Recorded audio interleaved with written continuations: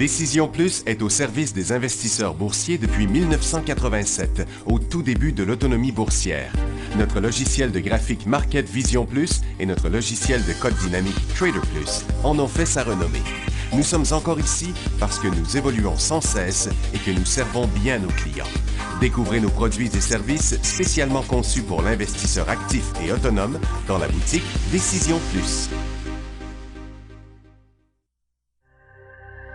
Le logiciel de graphique Market Vision Plus est en français. C'est le logiciel le plus utilisé par les investisseurs de chez nous. C'est lui que vous voyez dans le feu de l'action. Trouvez, classez et analysez plus facilement avec cet outil sans pareil pour suivre la bourse et prendre les meilleures décisions. Gardez vos titres à l'œil avec Market Vision Plus. Consultez la boutique Décision Plus pour en faire l'essai pendant 10 jours sans aucun frais, c'est garanti. Laissez-nous vous guider pour analyser la bourse et prendre vos décisions. Les analystes de Guru.tv feront tout le travail pour vous. De minute en minute, nous classons les titres selon leur situation technique. Nous révélons les signaux d'achat et de vente. Nous publions des recherches poussées et nous prodiguons des conseils en temps réel. Ça commence avant l'ouverture et ça se poursuit jusqu'à la fermeture des bourses. Profitez de chaque cycle boursier avec Guru.tv. Trader Plus, l'instrument du day trader. 50 codes qui clignotent en même temps. Autant de listes que vous voulez. Graphiques à la seconde. De 3 à 30 graphiques. Des alarmes à volonté. Des listes de codes préparées. Des modèles graphiques préparés. Prêts à faire feu. Achetez, vendez avec Trader Plus.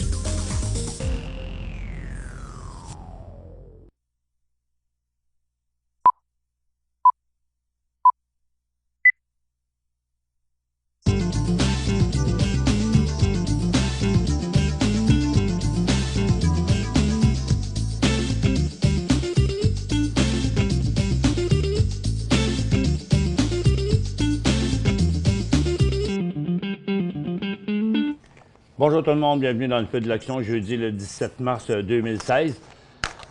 Ouh, bien des choses qui se passent aujourd'hui. Il y a le marché de Nasdaq qui boite un peu, c'est rare que ça arrive, mais il ne suit pas le Dow Jones. Je vais le montrer tout de suite. Donc, vous voyez, Nasdaq qui est resté coincé en dessous de sa résistance, c'est à cause... on est un peu que j'arrive ici, là. Où est-ce qu'il... Voilà.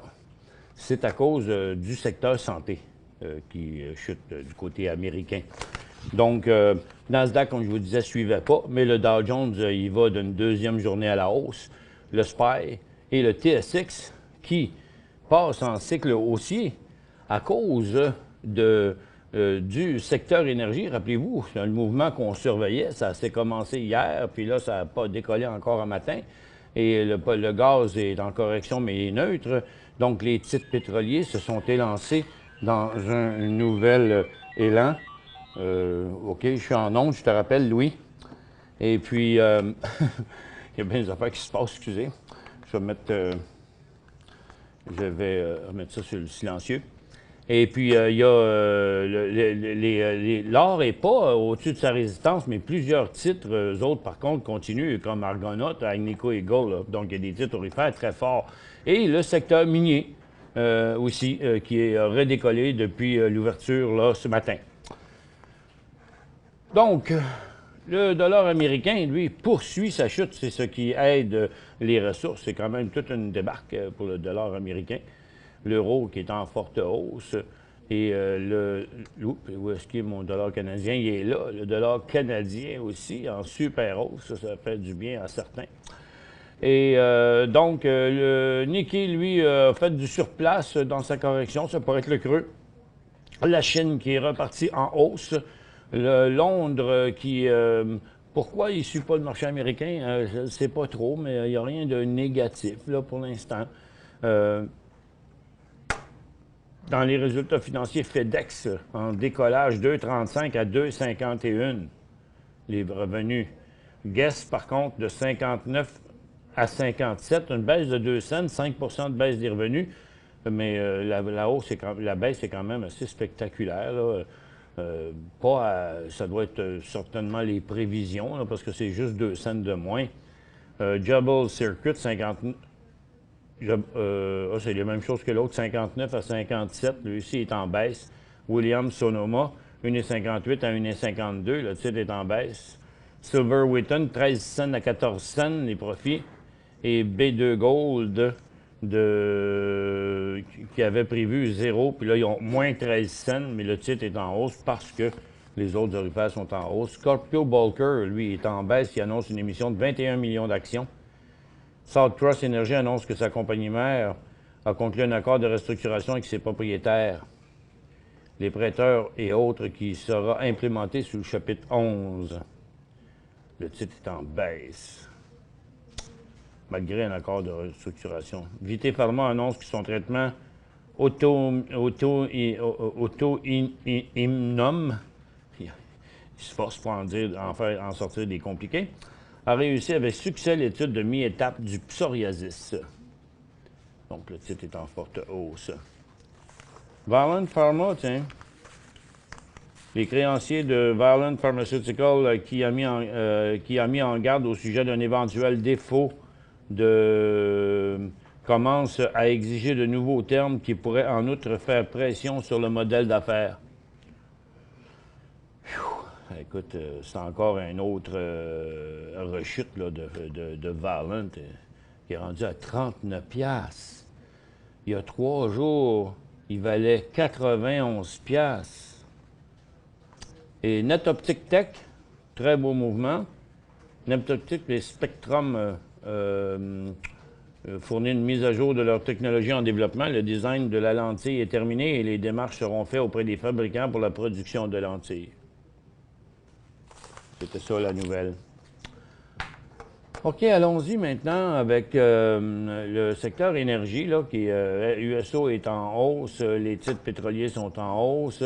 Donc, on a un Painted Pony qui est en décollage, Vermillon qui pousse encore à la hausse, et beaucoup de titres pétroliers, là, maintenant, ont repris des cycles haussiers. Du côté des orifères, l'or est encore sous sa résistance, mais plusieurs titres orifères sont en hausse. Là, Argonaut, Agnico, Guyana, Lakeshore Gold, Franco, New Gold. Comme vous voyez, là, c'est pas mal étendu. Le B2 Gold, qui était déjà plus fort que les autres. Et Kirkland aussi, qui va d'une deuxième journée de son cycle haussier. Donc, très beau mouvement des orifères. Dans les minières, il y a Tao qui y va encore d'une autre journée. Et Teck qui est reparti en cycle haussier. London, Hudbay et First Quantum, il était déjà, lui, en hausse auparavant. Donc, très beau mouvement de la part des ressources aujourd'hui. Consommation discrétionnaire, on a une tentative de décollage ici. On va regarder qui est-ce qui est responsable. Cogeco, Shaw, Yellow, Unamar, Thomson. Donc, on voit que c'est assez étendu dans le secteur. Là, après, bon, ça ne bouge pas. C'est 4 à 5 titres. Les autres là, sont assez tranquilles. Donc, ce sont les premiers ici, dont Cogeco, Shaw, Unamar, Yellow. Dans les télécoms, on rebondit, on sauve le support. Dans les services financiers, on décolle après un plafonnement, on décolle sur un autre cycle haussier. Les industriels sont encore neutres. Les real estate, ils vont aussi d'une deuxième journée à la hausse. Les services aux collectivités sauvent le support, décollent. Donc, il y a quand même pas mal de mouvements positifs. La consommation de base va très bien aussi. Et la technologie, bien, reste neutre, mais sauve son support. Donc, il n'y a rien de négatif là, sur le TSX et plusieurs secteurs ont connu de bonnes vagues d'acheteurs aujourd'hui.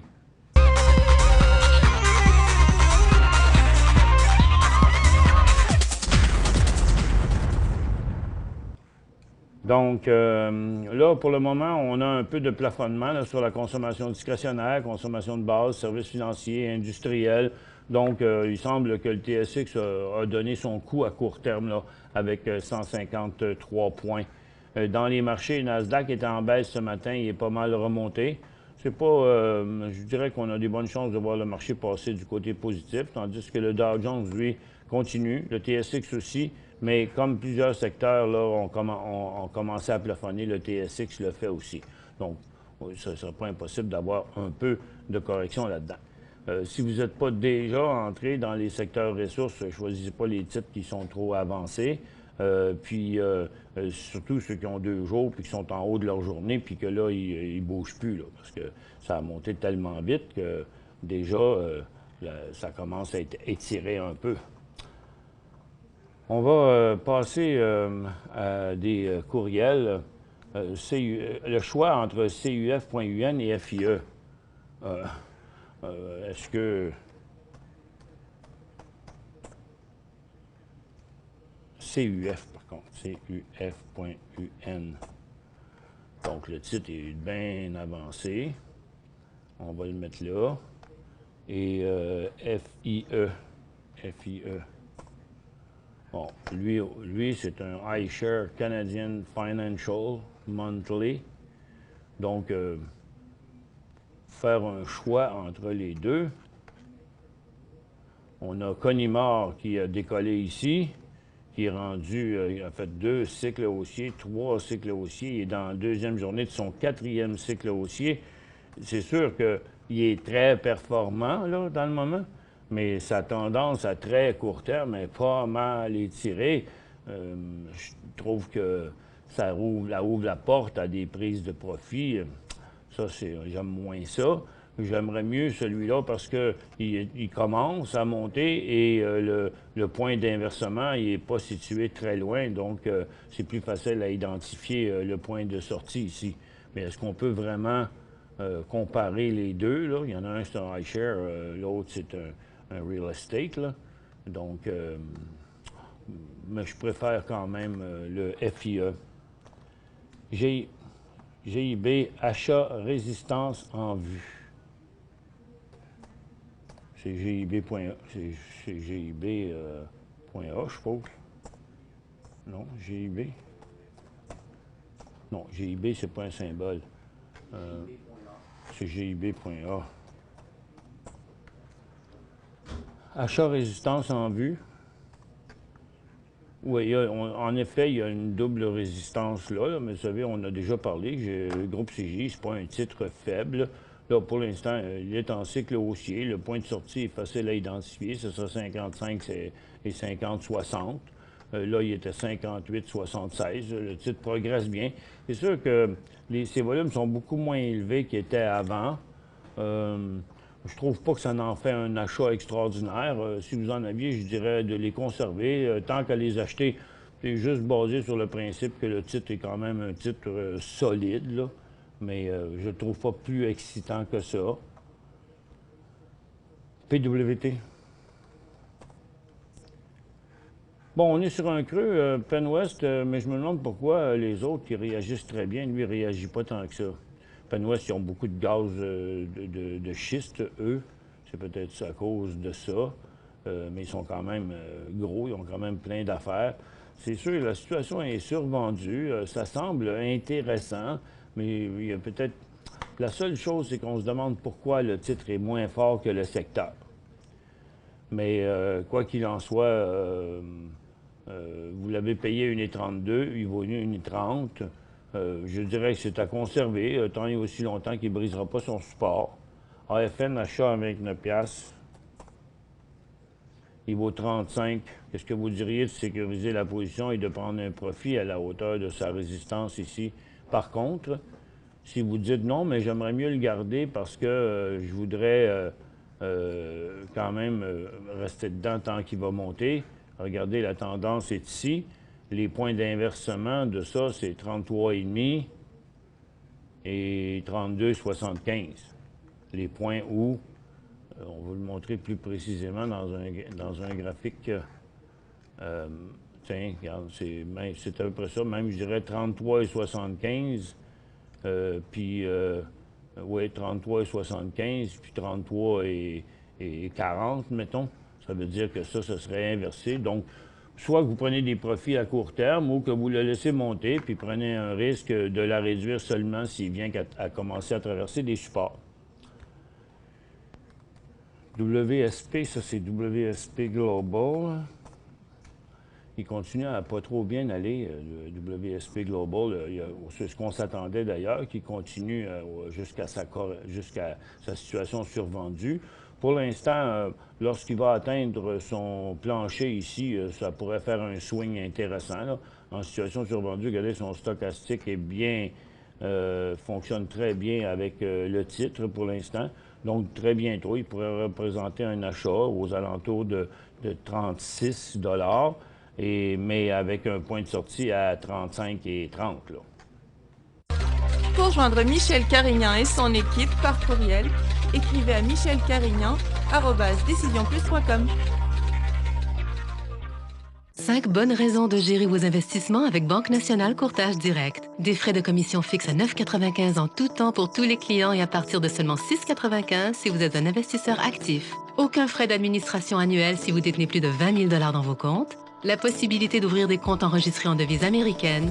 Des outils performants afin de faciliter vos prises de décision. Un service à la clientèle primé et un niveau de satisfaction parmi les plus élevés de l'industrie. Pour en savoir plus, visitez le bncd.ca ou appelez-nous dès maintenant. Décision Plus est au service des investisseurs boursiers depuis 1987, au tout début de l'autonomie boursière. Notre logiciel de graphique Market Vision Plus et notre logiciel de code dynamique Trader Plus en ont fait sa renommée. Nous sommes encore ici parce que nous évoluons sans cesse et que nous servons bien nos clients. Découvrez nos produits et services spécialement conçus pour l'investisseur actif et autonome dans la boutique Décision Plus.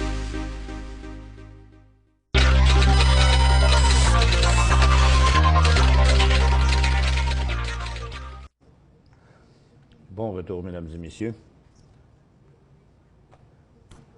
Jean-Jacques, s'il vous plaît, analysez PLI. Ah, c'est un petit bout, je ne l'ai pas vu. Ouais, il conduit très bien, hein? Un bon support maintenant. Le point de sortie en bas de 3 piastres, c'est à conserver. Je pense que c'est un beau graphique, très solide. Je pense que les chances de repli sont assez faibles pour l'instant. Il est pas mal avancé la tendance pour en acheter, mais c'est définitivement à conserver. Puis, ce ne serait pas une très mauvaise transaction d'acheter, mais excepté que moi, je trouve ça bien toujours fatigant d'acheter juste en dessous du 3 pièces et demi. Là où en novembre et en janvier, il a arrêté. Fait que pour l'instant, moi, je dirais juste de conserver. Est-ce un achat HGD? Oups, non. Même si c'est des questions d'hier, hier, il tombait à HGD parce que les orifères montaient. Donc, non, pas du tout. Non, pas du tout. Ce serait même un peu suicidaire d'aller acheter ça. CNR. Bon, il a bien repris quand même, Canadian National Railways. Il fait face à une résistance importante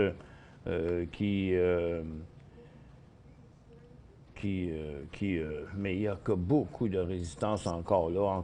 C'en est un autre que je dirais qui est à conserver à ce prix-là, avec autant de résistance. Il me semble que c'est un peu risqué. PPL. PPL se conduit très bien. Pembina Pipeline, il est en cycle haussier. Il n'y a pas de gros volume sur le mouvement, mais le secteur est positif. Le titre vient de passer une zone de résistance d'à peu près 1 mois. Je dirais que la situation est favorable sans être un signal d'achat extraordinaire. À conserver, à acheter, on pourrait y donner, on ne peut pas dire que c'est un beau signal, c'est une belle hausse, mais il est parti de 33,74, là il vaut quasiment 36. C'est pas le début d'un cycle, mais c'est un site qui se comporte quand même bien. YFI, c'est Edgewater. Quand acheter, il est difficile à saisir. Hein? Il n'y a pas gros de volume de ce temps-là. Regardez, il n'y a rien que 26 000 aujourd'hui. Il a eu des faux signaux ici, autant à la hausse qu'à la baisse. Là. Puis il vient d'en avoir un autre faux signal là.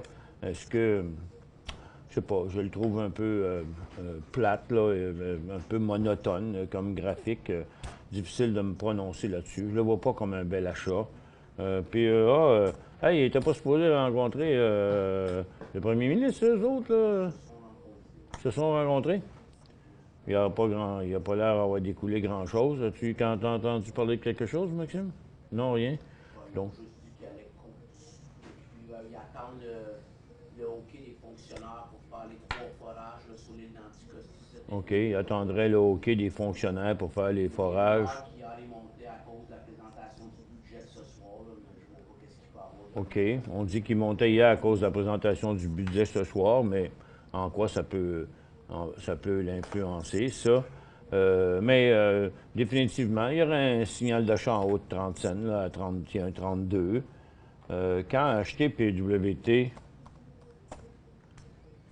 Open West, c'est la même chose que tantôt. J'aurais aimé voir un volume arriver d'une couple de millions, mais pas avec un mouvement comme il fait là. C'est sûr qu'on aurait dit ça, mais on n'achète pas normalement à l'ouverture, à moins qu'il y ait un deuxième mouvement. Il n'y a pas eu lieu.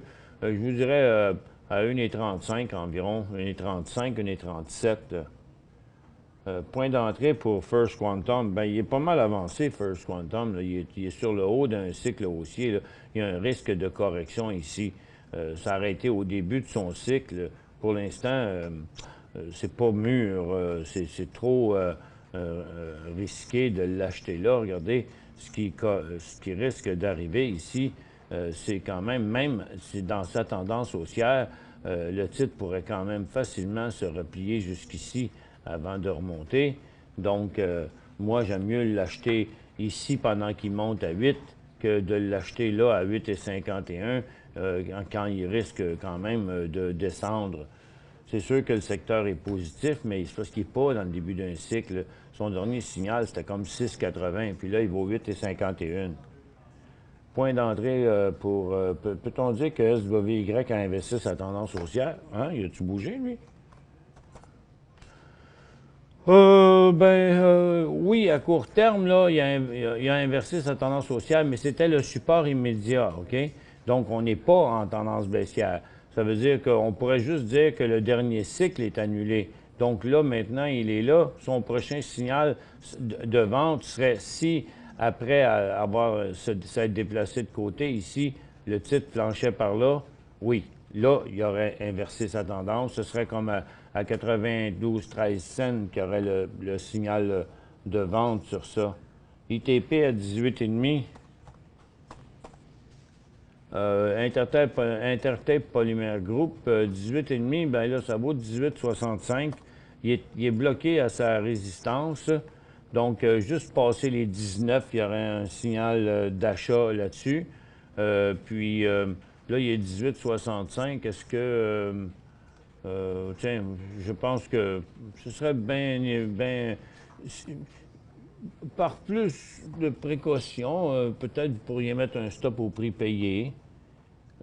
Ouplay, j'ai échappé mon graphique. Mankind, où il est rendu? Ah, il est là. Mankind, c'est un achat MNKD. Ça, c'est ça. MNKD. Il est beau, hein? Ouais. C'est un beau mouvement quand même. Très beau mouvement de la part du titre qui là débute un nouveau cycle haussier. Il a dépassé son volume moyen en journée. Je dirais que c'est un beau signal. NMX, achat ou garder? NMX. Nemaska Lithium, garder. Achat, moins sûr. Il est tranquille, le volume n'est pas très fort. Disons que dans l'éventualité d'une poussée un peu plus haute, peut-être. Mais il est positif, là.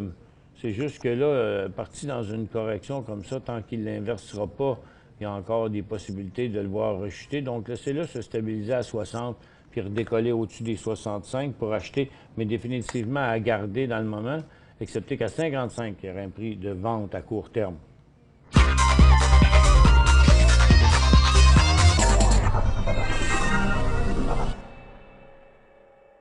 Cinq bonnes raisons de gérer vos investissements avec Banque Nationale Courtage Direct. Des frais de commission fixes à 9,95 en tout temps pour tous les clients et à partir de seulement 6,95 si vous êtes un investisseur actif. Aucun frais d'administration annuel si vous détenez plus de 20 000 $ dans vos comptes. la possibilité d'ouvrir des comptes enregistrés en devise américaine, des outils performants afin de faciliter vos prises de décision, un service à la clientèle primé et un niveau de satisfaction parmi les plus élevés de l'industrie. Pour en savoir plus, visitez le bncd.ca ou appelez-nous dès maintenant. Laissez-nous vous guider pour analyser la bourse et prendre vos décisions. Les analystes de Guru.tv feront tout le travail pour vous. De minute en minute, nous classons les titres selon leur situation technique. Nous révélons les signaux d'achat et de vente.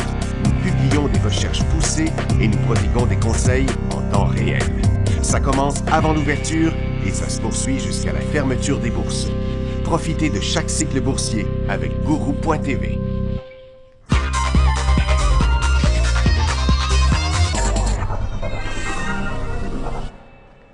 Bon retour, mesdames et messieurs. Phil dit achat Fiera capital à 12,22. Le titre vaut 13,34. Il est dans une tendance haussière très solide pour l'instant. Moi, je vous dirais, pourquoi ne vendez-vous pas la moitié tout de suite? Ou mettre un stop de la moitié à 13 et 25, mettons. Donc, il y aurait quand même une pièce de profit là-dessus. Et pour l'instant, OK? Je dirais. Donc, en vendre la moitié tout de suite ou un stop de la moitié à 13,25. EIT à 10,40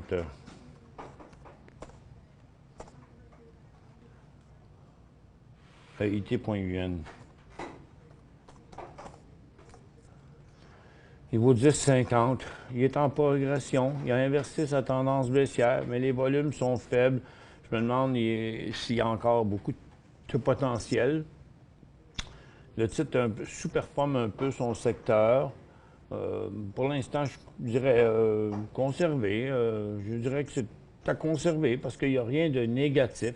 Je ne le trouve pas assez beau pour en acheter, mais je dirais que c'est à conserver. 10,40, mais vous n'êtes pas loin du prix payé, là, mais à 10,25, il y aura un point de vente. Est-ce que le domaine des RETS, des real estate, est un go? Bien, c'est dur de savoir si c'est un nouveau cycle ou le même cycle. Le titre est en hausse depuis son beau signal qu'il a donné ici, à 270, là, l'indice à 270. Là, il est pas mal. J'aurais bien de la misère à donner un go là-dessus. J'ai tellement avancé, tellement haut dans ce cycle haussier-là. Il y a des risques de correction. MNK.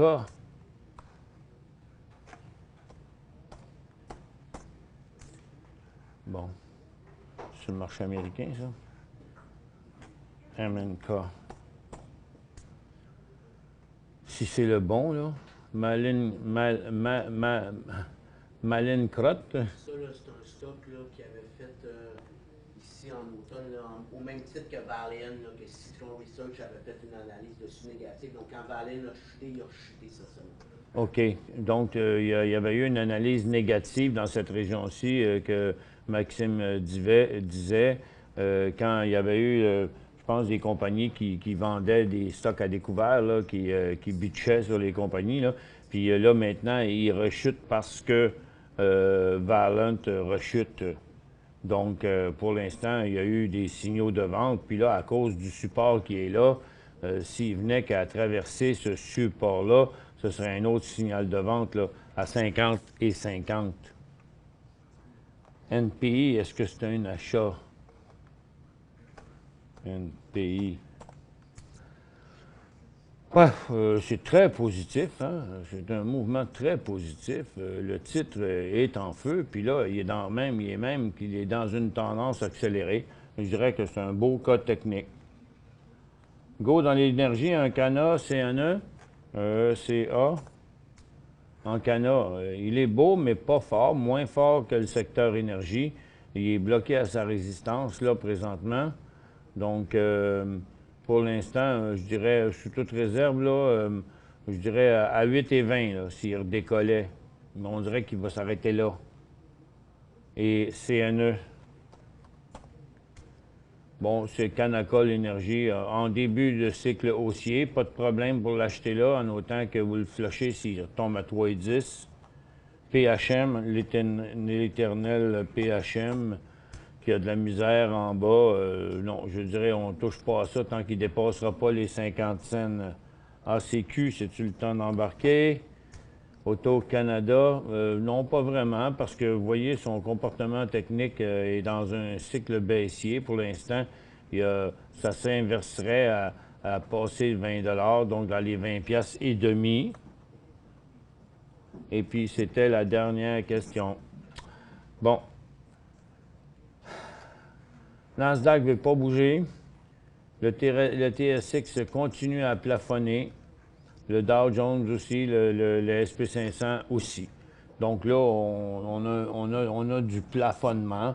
Je pense qu'on devrait garder toutes les positions. Est-ce qu'on devrait en acheter d'autres? C'est des mouvements pas mal déjà avancés sur un nouveau haut. Il serait encore pas mal plus cher. Tel que je vois, vous le voyez ici, là, tous les secteurs sont dans une phase neutre présentement. Donc, je dirais que ça nous prendrait une nouvelle poussée, au moins sur les marchés, avant de s'embarquer dans quoi que ce soit là-dedans. Là. Mais vous prenez comme le secteur financier est un peu trop avancé. Donc, les titres sont vraiment les secteurs, tous neutres. Bon, le gaz a commencé une petite correction, mais pas trop mauvaise pour l'instant. Le pétrole continue toujours à monter et les pétrolières aussi. Donc, les ressources sont encore bien positives. C'est sûr que pour toutes les ressources, c'est à conserver. Pour acheter, c'est un mouvement déjà un peu avancé. Je pense qu'on devrait se contenter de conserver, là. C'est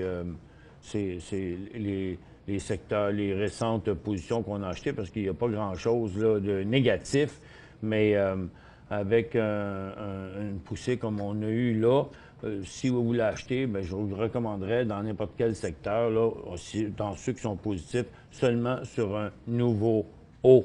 Mais peut-être que les mines, ce serait évité, puis les titres aurifères, parce qu'ils ont déjà peut-être un peu trop monté. Merci à tous d'avoir été avec nous.